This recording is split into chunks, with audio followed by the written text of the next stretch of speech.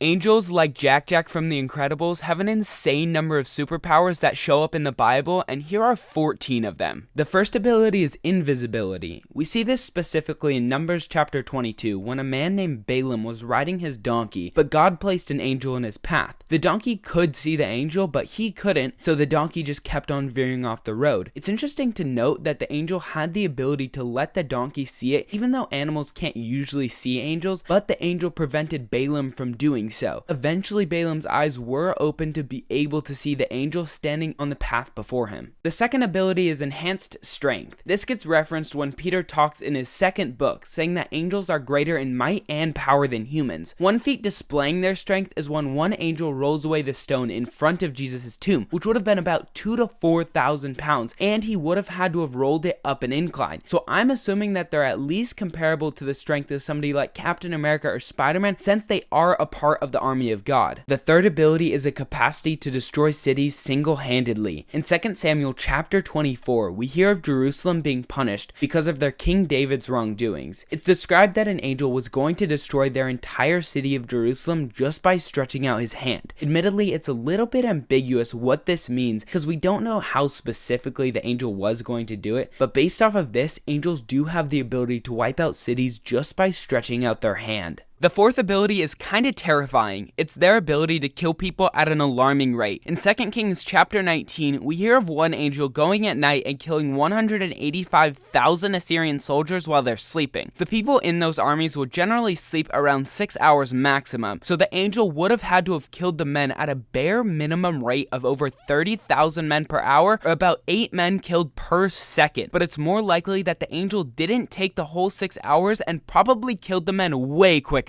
The fifth ability is called pyrokinesis, or complete control over fire. We see this in Judges chapter 6, where a warrior of Israel named Gideon was told by an angel to place meat and bread on a rock. Then the angel touched it and fire flared up from the rock itself. We also see in Job chapter 1, where Satan, who is an angel, sends down fire from the sky that kills Job's servants and sheep. We know that they're also completely unaffected by fire, as in Daniel chapter 4, when Shadrach, Meshach, and Abednego were thrown into a blazing furnace that was so hot that it killed the guards who put the 3 of them in there. But we see later that the 3 of them are just standing in the fire completely fine, with an angel standing right next to them in that blazing furnace. The sixth ability is a control over animals. In Daniel chapter 6, Daniel was thrown into a den of lions because he refused to worship anyone other than God. But when he was down there, God sent an angel to shut the mouth of the lions. And since one angel probably couldn't hold multiple lions' mouths shut just with his hands, it's most likely that the angel just controlled the lions and told them to be calm, similar to how in Star Wars a Jedi can connect with and control animals with the Force. The seventh ability is that they can make humans mute for an extended period of time. We see this in Luke chapter 1, where the angel Gabriel comes to tell Zechariah that he and his wife are going to have a kid, even though they were both over 85 years old at the time. Zechariah didn't end up believing Gabriel, so Gabriel made him mute until the time his son John was born. We also see this in Luke chapter 14, where a demon possesses a boy, making the boy mute. But when Jesus casts out the demon, the boy was able to speak once again. Remember that demons are just angels who rebelled against God, which adds to this idea that angels do indeed have this ability. Before we head on over to the second half of the powers, don't forget to make like an angel and fly over to the follow or subscribe button to make sure you learn more about angels and grow in your knowledge of God. And speaking of flying, the eighth ability is flight, which might seem obvious at first, but let me explain, because it's a little bit more complicated than you might think. Angels besides cherubim and seraphim are never actually described in the Bible as having wings, looking more like humans whenever they do show up in the Bible. But in the last book of the Bible, Revelation 14:6, John describes seeing an angel flying directly overhead. So if John isn't talking about cherubim or seraphim, angels have the ability to fly weightless, similar to how Superman does it in his movies. The ninth ability is virokinesis, or an ability to induce sicknesses. We know this because in Job chapter 2, where Satan, who himself is an angel, is able to, and I quote, afflict Job with painful sores from the soles of his feet to the top of his head. Satan being able to inflict this disease on a human tells us that other angels should have this same ability to inflict humans with diseases at their own will. The 10th ability is a control over the wind. We see this in Job chapter 1, where God gives permission for Satan to test this man named Job's faith by taking away things in his life. And one of the things that happens to Job is that winds come down and knock down all the walls in his house, killing all of his children. And since it was Satan doing this and he is an angel, it makes me think that angels have a similar ability to that of airbenders in Avatar: The Last Airbender. The 11th ability is actually pretty interesting. Angels can glow intensely bright, and we might know why they do it. We see this in different passages of the Bible, that in some instances when angels appear to humans, they end up shining brightly. Some are described as having appearances like lightning, others are just said to have a bright light shining around them. The reason that they do shine is most likely because they've been in the presence of God, and when they don't shine brightly, they might have not been in the presence of God for a while. We see in other Bible passages when people are in the presence of God for a long time, like Moses, they can also start glowing. The 12th ability gave me chills. It's kind of disgusting. We see in Acts chapter 12, the king at the time named Herod was accepting praise as a god. So God sent down an angel in judgment to strike down Herod by having him be eaten by worms. So angels must have some sort of ability to control and maybe even create worms, and I guess this angel just chose to make them eat Herod. That might be one of the most gruesome deaths in the Bible, and it for some reason reminds me of this Harry Potter spell. Eat slugs!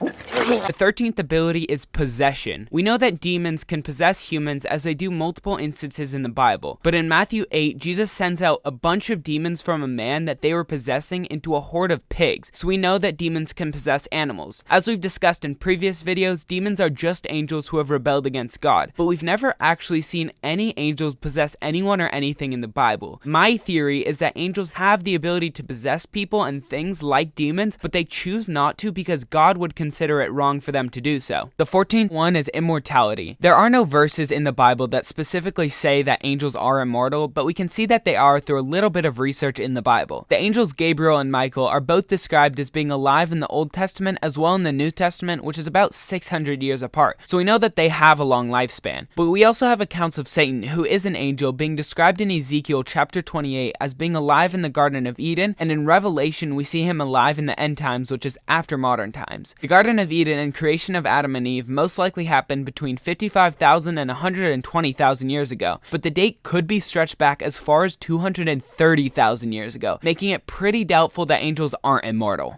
This 15th ability of angels is chemical energy manipulation, and we see this done in Daniel chapter 10, where Daniel, the guy who survived the lion's den, was visited by an angel. When Daniel saw this angel, all of the strength in his body was sapped out of him, and after a time of the angel speaking, the angel touched him and returned the strength back to his body. In our bodies, the strength and energy we feel is through a chemical energy known as ATP, or adenosine triphosphate. So the angel was able to somehow deactivate or remove this ATP and then return this chemical energy later back to him. There's other videos talking about what angels actually look like as described in the Bible, and they give you these photos. This is sort of accurate, but what these videos don't tell you is that angels can take whatever form they want. We see this in different parts of the Bible where Satan, who's an angel, turned himself into a serpent in the Garden of Eden. Some look like men as seen in the Gospels, and some just stay in their bone-chilling form as described in Revelation and Ezekiel.